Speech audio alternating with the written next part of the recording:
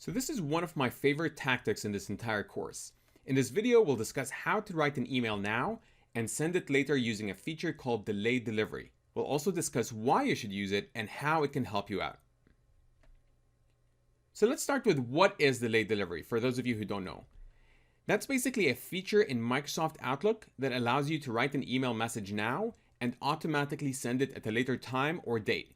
And that could be a few minutes to a few weeks later. In fact, you can even schedule it a few months or even a year or two in advance.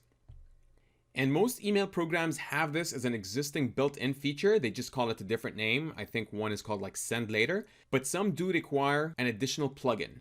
And what that means is an additional piece of software that you either purchase or download for free and kind of install on your system.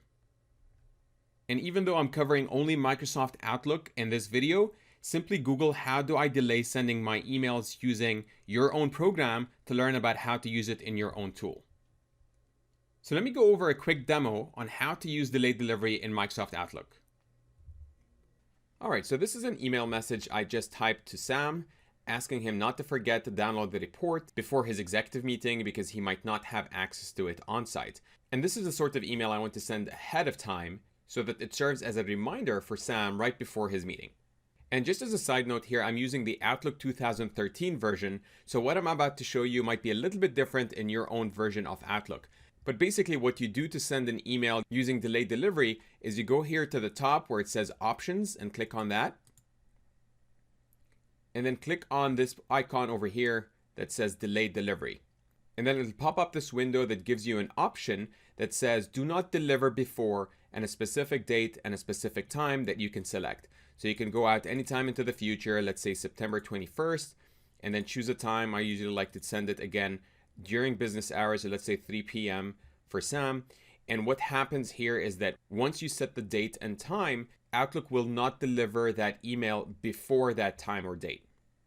And the reason why the phrase says do not deliver before instead of send at that time or date is because two conditions need to be met to send the email. The first is you have to be connected to the internet, obviously. And then the second is you have to have Microsoft Outlook open and running. And if either one of those conditions is not met, then the email will be sent out as soon as both of those are met right after that time and date. And another thing I want to point out is that that time and date is your own time zone. So if your recipient lives in a different time zone, then you want to make sure that you do that conversion on their behalf. And once that's set, simply click on close. And you'll notice that the delayed delivery icon is highlighted and then hit send. And what will happen after that is your email will be saved in your outbox and it just sits there until you want to send it. Now you can delete it or edit it if you change your mind about the contents of the email or you decide you don't want to send it anymore. And it's as simple as that. All right, so that was the demo on how to use delayed delivery. Now let's talk about when to use delayed delivery. And there are really a couple of scenarios on when you can use it. The first is to send emails when they're most likely to be read. And then the second is to send emails as a reminder tool. And I'll talk about each here in a second. So the first is to use delayed delivery to send emails when they're most likely to be read. Now, according to some studies, email gets responded to faster during working hours. Now, this isn't a very surprising study, but it's good to know that it's backed by research of millions and millions of emails using big data analytics. And so what this means is that if you're typing an email on a late Friday afternoon, then it's best to use delayed delivery to send it out the following Monday morning so that it doesn't get buried over the weekend. I know for a fact that this is exactly what happens to me. If someone sends me an email on a Friday late evening, then I'm not going to get to it until Monday morning. And it would be a lot better if someone had sent me that email on that Monday morning as opposed to Friday when I have 350 emails in my inbox over the weekend. And you can also use delayed delivery when someone lives in a different time zone or when someone is out on vacation. So if you know for a fact that someone lives in a different country and their working hours are different from yours, use delayed delivery to send those emails during that time window. The second is to use delayed delivery as a reminder tool. And the best way to explain that is to show you an example of what I usually do.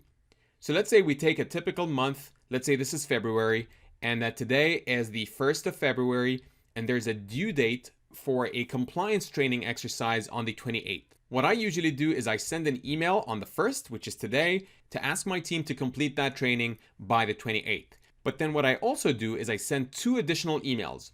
One around a week early, so let's say on the 20th of February, and then another just a couple of days before as a final reminder. And here's an example of what goes into those emails. So I send an email to my team with a subject line of training due February 28th, 2018, close of business, and I ask my team to please make sure you complete your XYZ mandatory compliance training by the end of day on February 28th, 2018. Simple message. Again, I send it a month in advance, and what happens is only 30% probably of my team is actually going to remember to actually do this by the due date.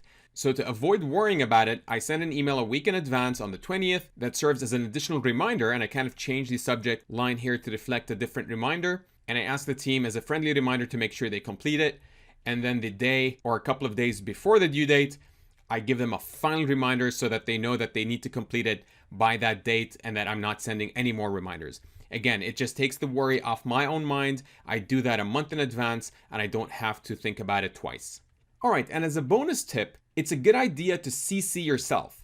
So a best practice is to carbon copy yourself on your delayed messages so that you ensure that the messages are sent if you're concerned about the technology failing on you, right? So a lot of people think, well, what if it doesn't actually send it? A good way is to CC yourself, and that way you'll get the same message that they do. And you'll also get a nice nudge about the email notice at the same time that your recipients get it. All right, so that's it. Let's wrap up with a quick summary. So use delayed delivery in Microsoft Outlook to write messages now and send them at a later date or time. And then schedule emails to be sent during regular working hours so that they're read and responded to a lot faster. And then use the delayed delivery feature as a reminder tool for your team members, and make sure you CC yourself as well to ensure that the emails are sent. That's it. Thank you so much for watching.